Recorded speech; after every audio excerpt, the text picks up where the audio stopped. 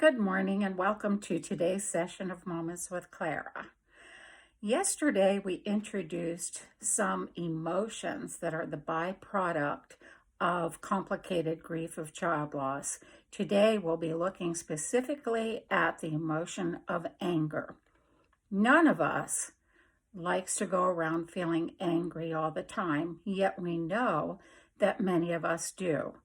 Some of us have had a child die at the hand of another through, say, perhaps an accidental drowning, a murder, choking on an object that came loose from a toy, a drunk driver, and on we could go. Those things make us angry inside. They shouldn't have happened, and except by design of carelessness, they did happen, or by an improper law that was on the books, they did happen. These deaths could have been prevented, and we have to live with the sorrow and the grief of these deaths forever and ever. That stirs an angry emotion inside of us, and most of us we really don't like carrying this emotion around, and we shouldn't. We know that that's not healthy. However, I want to talk to you for just a minute or two about something that's called righteous anger. This righteous anger is anger that you own rightfully. Now, what do I mean by that? Well, when your child has lost his or her life because of improper handling or an improper law of someone else, you have a right to be angry.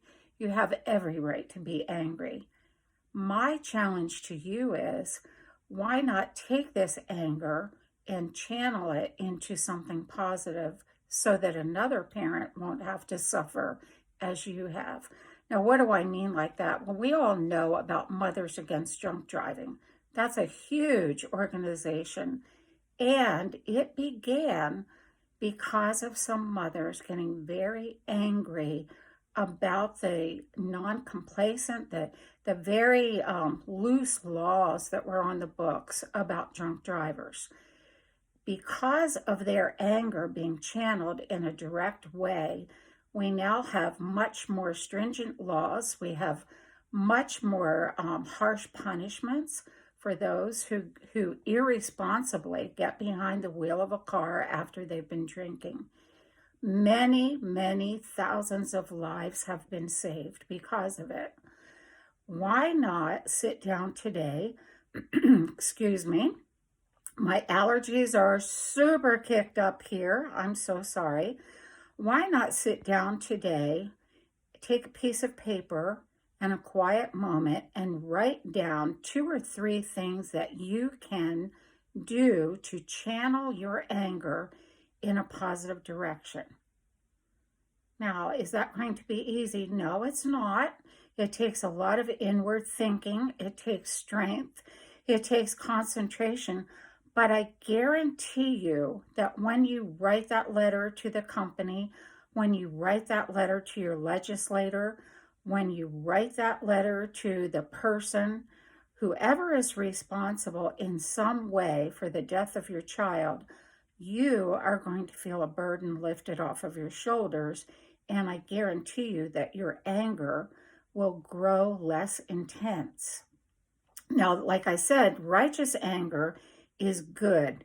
Take that anger and do something with it. That's a lot of energy that we have. Don't burn it up. Let it burn it up on you, destroying your day. Rather, take that anger and do something to help someone else. I know I can almost feel some of you saying, yeah, that's easy for you to say, but it's not for me. And what difference will it make? I'm just one person. That's how these organizations that help have begun.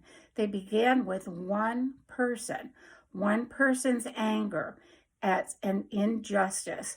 And from that, there was another person that joined them, and another person, until a movement began, and many thousands of lives have been saved as a result. comment to me. Let me know what you plan on doing. Let me know your thoughts about this. I'd love to hear, and we can expand more on this in a later video. For today, I just want to tell you that most of us as parents of loss have some type of anger. Very few of us know what to do with it. Today, I've given a suggestion that hopefully will help you. I know it has helped me in my grief journey, losing both of my sons. I've used this to channel my anger in a positive direction. I've created a website, a blog. I have written 3 books. I have 3 more books in the making to help educate others about grief, how we should respond to grief, what we can do to help us on this grief journey. Take your anger, channel it, do something positive with it in the name of your child. Have a good day today. Have a softer day in your grief. I will be back tomorrow to visit you with another Moment with Clara.